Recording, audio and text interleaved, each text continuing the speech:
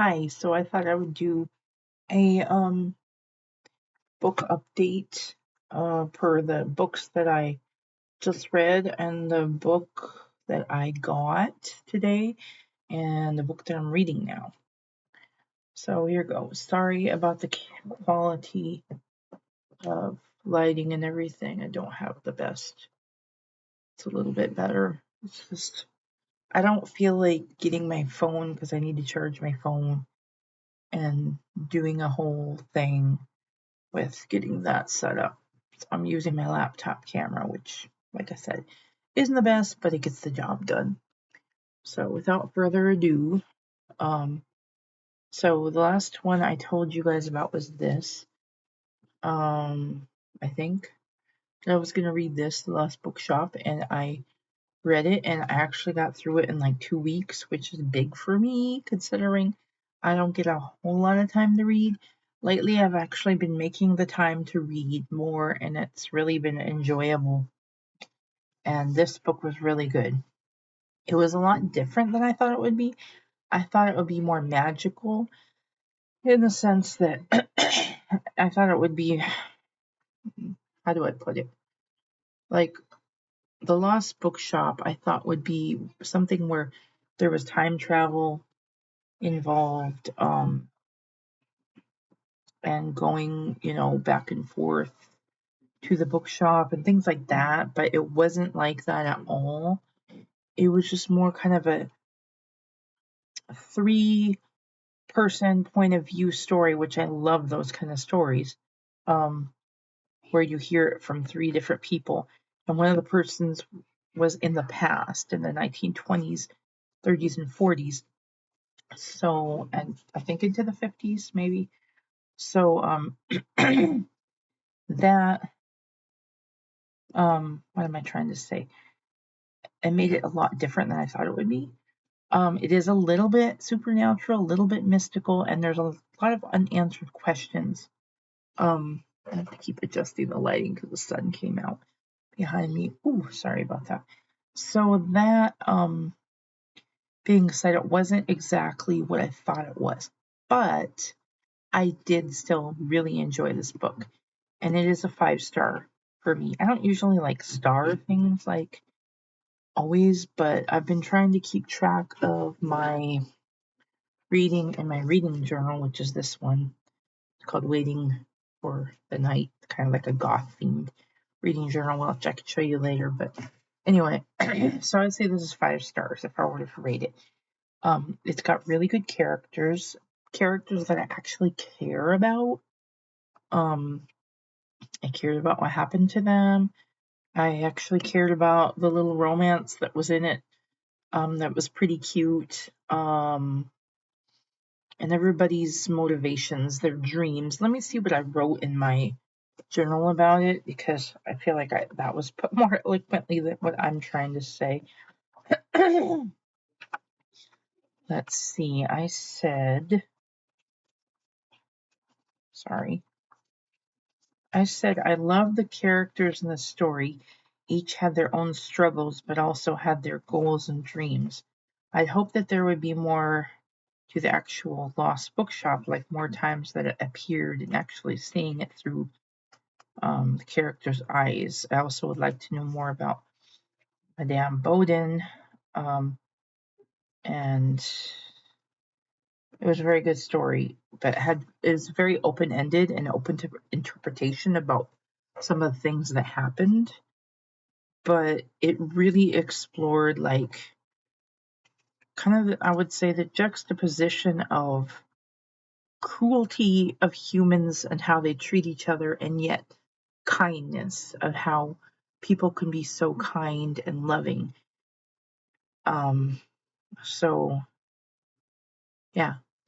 And then there's a part, this is what insights or wisdom did you glean from this tale? And I don't always have something to say about a book because of that, but this one I just said always communicate and don't let misunderstandings ruminate, because that's one thing that I hate, especially in romance books, when people don't communicate and there's a big misunderstanding and then people are mad at each other. It's just so stupid because I know it happens in real life, but like me and my husband are very good at communicating, so I guess that's why it frustrates me, because we talk about everything and other people don't, and I'm like, just say it, If you didn't get a note from somebody and they left you a note and you're all pissed off because they left and you thought that they just left you without a word, just say, hey, I didn't get the note. I honestly didn't get the note. What did your note say? And then the other person can say, well, this is the note I left you. Here's where I left it, and this is what it said. And just believe the person. But there was like a big conflict with that. And so the relationship between the two characters was strained because someone had left a note and the other person didn't get it. And she just thought, well, he doesn't care about me. And she went on with her life and vice versa. So it's just those little things really irk me in stories, especially with romances. But like I said, I really did enjoy this book. It was very well written. This is what my page looks like. Very well done. And I really enjoyed it. Really good imagery. I can see the characters and their lives and stuff. It was fun to visit the past, go back and forth between the different characters. So there's that, The Lost Bookshop. And I am interested in reading more from this author, Evie Woods, so I might check out some more of her books. So because I read that one so quickly, I went and jumped into Asylum. I have my list, as I said, of books that I plan to read this year. I'm sorry, this lighting just sucks so much. And that's really helping me to just chug along and read, because a lot of times when I read a big book like I just read Eldest, that's a 704-page book, I will go into a little bit of a reading slump where I don't read for like weeks, and I try to read, but I just can't get into the next book. And that didn't happen this time, which is a big surprise to me, and I was really grateful for that. But having my list helped, because I was like, okay, I have all these books I can choose from, even though I have tons of books and tons of TBR. I have all these books I can choose from. Let me choose one. So I grabbed like 3 of them and like read the first few sentences of each book, and I was like, okay, this is a contender. Maybe, no, not yet. But then I was like, I really did want to read this one because I've been wanting to read this for years. This came out in 2013, so quite a while ago, like a while after I got married. It was quite a while ago. And so I just, like I said before, I had a hard time finding it. So it was good to find it. And so I really did enjoy this book. I gave it 4 on my thing, 4 stars, because I felt like some things were unnecessary. And one of the characters was kind of annoying. But for the most part, I really enjoyed it. It really kept my attention. It was eerie. I have this strange, morbid curiosity with old asylums. Like, I love hearing about things like that, even though they're terrible and terrifying, and I would never want to be in that situation. Somehow I'm like morbidly curious about it. It's weird. I don't know how to explain it, but it's just a thing that I have. And so it says, what did this story evoke within me? I said the eerie old asylum feeling that is both terrifying and fascinating. And I don't know why I feel this way. Just said that, kind of redundant, but I just wanted to read what I wrote here. I feel like maybe from now on, because I'm trying to get into talking a little bit more about books, and that's not going to be like what my channel's about, but it is an aspect of who I am and what I do. So I'm trying to share this so that me writing this down, I mean, it is for myself, but it helps me to talk about the books more. So it also said, what aspect of the story captured the attention the most? The voice in the main character, Dan's head, because I never knew whether it was his own conscious, him, or something else, which I can't say because has big spoilers if I did. This was only 311 pages, and I actually read it in 3 days, and that's huge for me. because I haven't read a book in that short amount of time in a very long time. So it felt really good to be able to do that. And the chapters were short enough that it was easy to get through. So what insights or wisdom can I glean from this tale? I just said don't go in places you shouldn't go.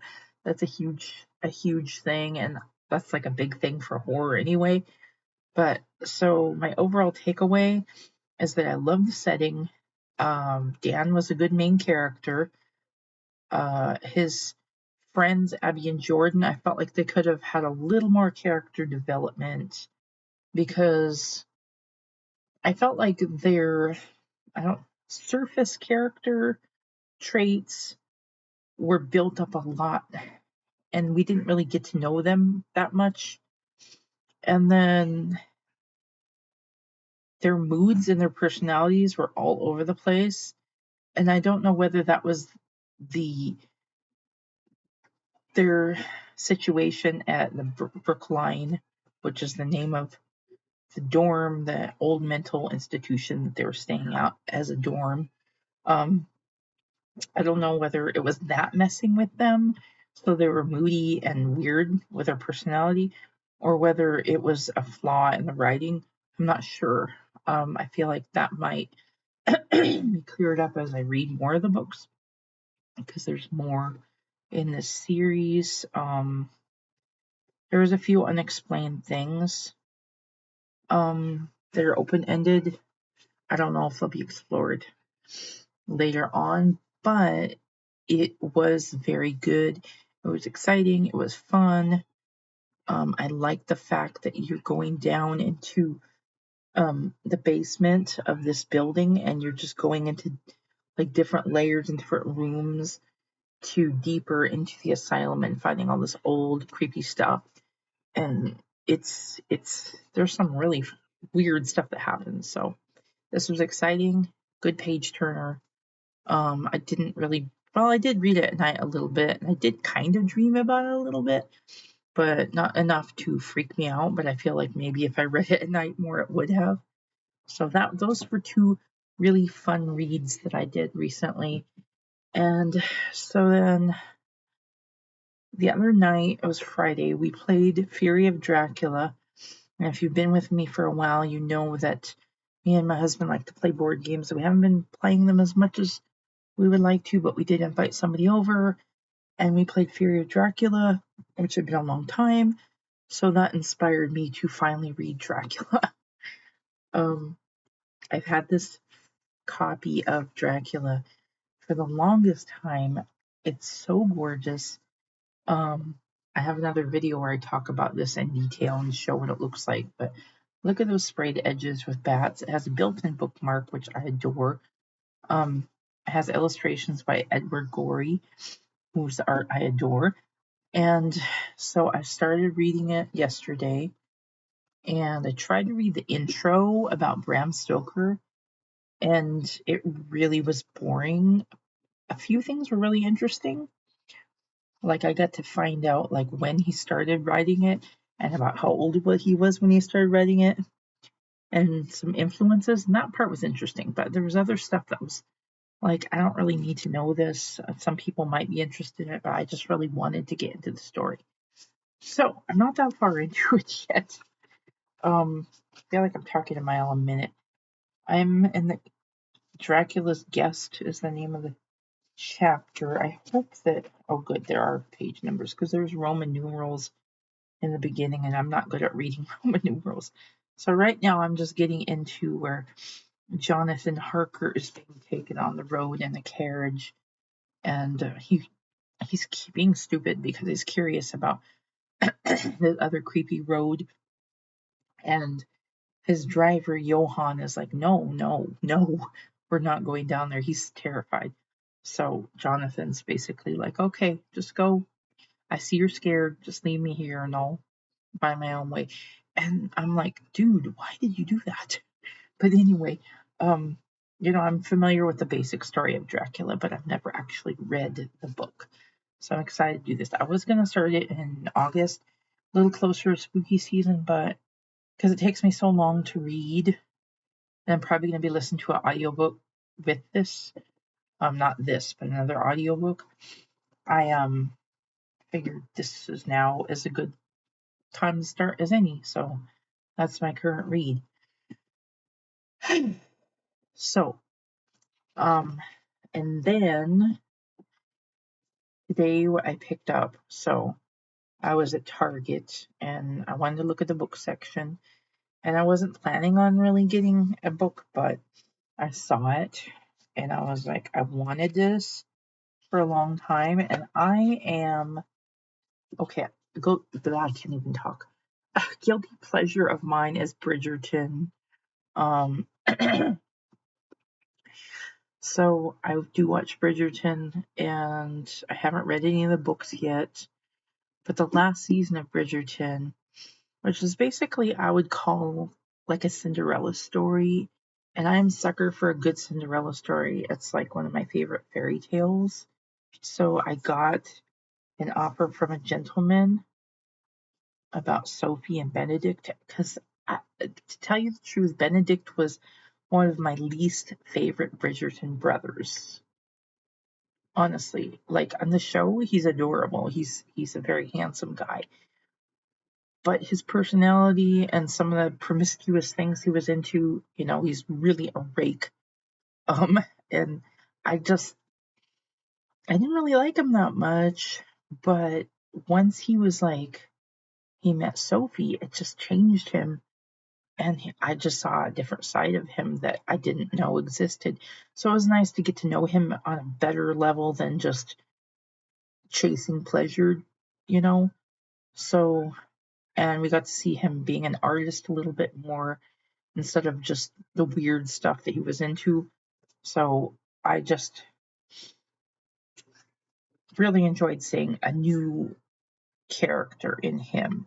And I like Sophie, and I like the storyline because, like I said, I love a good Cinderella type of story, and that made me happy. I was not too thrilled with the Viscount season, Viscount Who Loved Me. It was okay, but I don't know, some stuff annoyed me in that one. But this one, I wanted the book, and it's such a beautiful book. Look, there's like sprayed edges, it has flowers, teacups. I think there's like a little horse there. What was it? Part of like a little gazebo because they danced in a gazebo, and it's just really pretty. And look at the inside of it. It's got like a little offer from a gentleman. It's like, interesting. Just a little, kind of like a family tree thing, and I just really like it. One thing I like most about the Bridgerton series, other than it's fun to watch a period piece, I like historical fiction, even if it's not exactly accurate. It's kind of fun to watch what if stories. But one thing I like about Bridgerton is the relationships and the friendships, especially between some of the older women. Like why can't I remember people's names? The names are eluding me right now. But yeah, it's just fun. I just like seeing the relationships that people have and how they're dealing with society, and how some of the people are pushing against society and just for their own happiness. I'm just glad that I didn't have to live back then, and that marriage was the only thing that a lady could have, because I don't know, I just feel like that wouldn't have worked out for me. I mean, I know I'm married, but it's just, that's a whole other can of worms. It's an interesting time in the Regency period. And like I said, total guilty pleasure, but it's fun. And I'm just happy to have this book. I might read it sometime, even though I already know what happens, but just to read it and see how it's any different. And then the show will be a fun thing to do. So that was it for now. That was just my fun little book sharing video, and I guess that's it for now. Talk to you later.